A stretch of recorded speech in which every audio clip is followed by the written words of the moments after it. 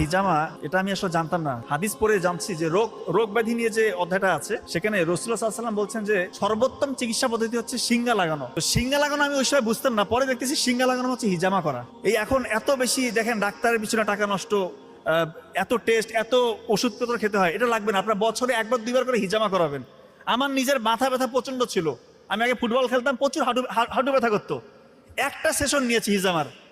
হিজামা যদি কেউ সত্যিকার অর্থে ভালো মতো হিজামাটা করাইতে পারে, হিজামা থেরাপি যদি ভালো হয়, আপনি হিজামা করাইলে ইনশাআল্লাহ আপনার মাথা ব্যথা থাকবে না।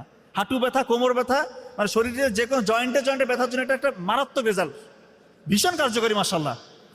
শুধু তাই না, এটা মানে অসংখ্য রোগ থেকে ইনশাআল্লাহ আল্লাহ চাইলে আপনাকে মুক্তি দিবে। কারণ হিজামাতে কি হয়, আমাদের এই যে দূষিত রক্তগুলো আমরা বের করতে পারি না, ওই দূষিত রক্তগুলোকে চামড়ার ভিতরে যেগুলো জমে থাকে এই রক্তগুলোকে বের করে নিয়ে আসে, যেগুলো টক্সিক, যেগুলো একদম বিষাক্ত, এই রক্তগুলোকে বের করলে এবং রক্তের সঞ্চালনটা ঠিক থাকে আমাদের বডিতে। একটা কথা সবসময় মনে রাখবেন, জীবন্ত রক্তে, চলন্ত রক্তে কখনো রোগ ব্যাধি বাসা বাঁধতে পারে না।